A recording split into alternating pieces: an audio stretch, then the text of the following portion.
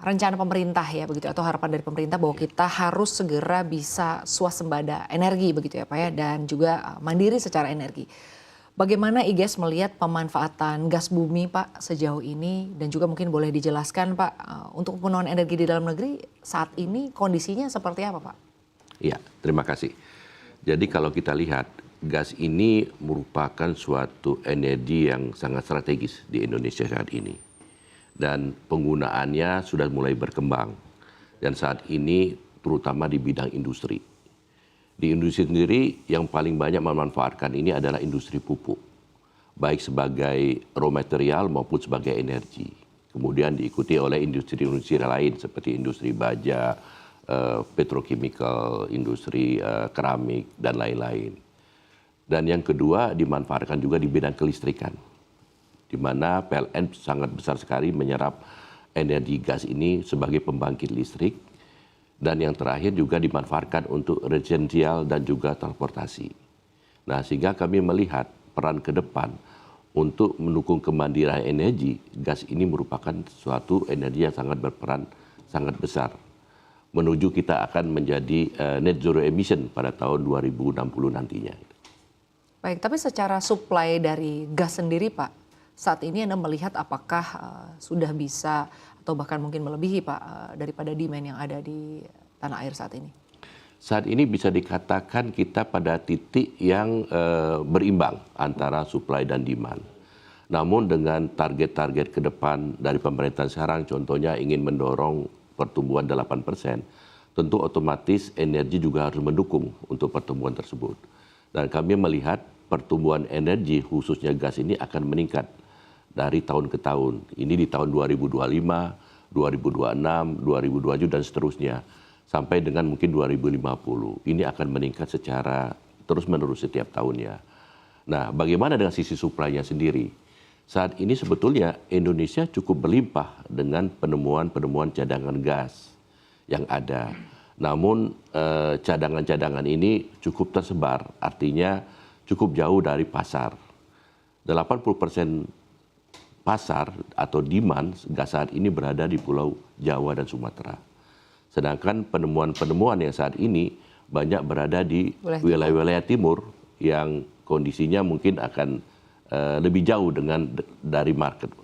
Baik, kalau secara infrastruktur sendiri Pak, artinya sejauh ini jika tadi Anda melihat bahwa daerah penyuplai dan juga daerah demand ini bukan di daerah yang sama begitu. Ya. Apakah Anda melihat ini sebagai sebuah tantangan Pak?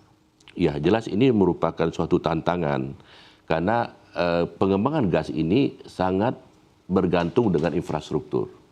Berbeda dengan minyak mentah yang mungkin kalau kita temukan di suatu wilayah bisa kita transportasikan, bisa kita simpan dan kita bisa distribusikan. Gas penemuan-penemuan kita saat ini adalah gas yang lebih challenging dibandingkan penemuan kita yang kita temukan 34 tahun lalu misalkan di Aceh, di wilayah Kalimantan Timur. Penemuan-penemuan gas baru ini selalu berada di offshore, bahkan di laut dalam, di wilayah timur yang infrastrukturnya masih sangat kurang. Dan juga mungkin impuritiesnya, kandungan CO2-nya masih tinggi, kandungan airnya tinggi. Nah ini membuat penemuan-penemuan baru ini lebih challenging dibanding penemuan-penemuan awal dulu.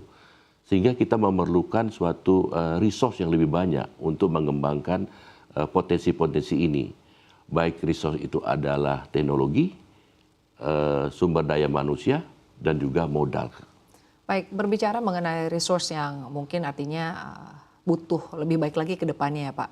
Berapa lama Pak waktu yang ideal untuk kita bisa mengoptimalkan atau memaksimalkan eksplorasi dari penemuan-penemuan baru ini Pak? Ya. Kalau kita lihat, tadi seperti saya sampaikan, dibandingkan dahulu penemuan-penemuan kita itu lebih banyak di onshore, dekat dengan market, dan impurities yang sangat rendah.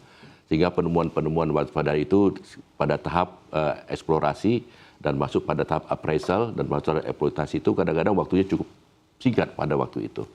Namun sekarang, karena tadi tantangan cukup berat, pada saat kita menemukan cadangan tersebut, kita memerlukan waktu untuk melakukan kajian-kajian tersebut, baik kajian itu engineering, technical maupun ekonomis, sehingga betul-betul cadangan itu bisa kita monetisasi dan dibawa ke wilayah-wilayah yang membutuhkan permintaan atau penyerapan dari gas. Nah, ini juga sangat berhubungan dengan regasifasi atau berhubungan dengan infrastruktur, dengan pipa dan lain-lainnya. Sehingga memang pengembangan gas saat ini cenderung akan lebih lama dibandingkan dengan dahulu. Contoh. Dalam rentang berapa waktu Pak artinya lama dalam hal ini? Ya, ini yang menjadi PR kita bagaimana kita mempercepat proses ini. Contoh saja, penemuan gas Masela atau Abadi Project itu ditemukan secara resmi itu di tahun 2020. Dan baru direncanakan adalah commissioningnya di tahun 2030.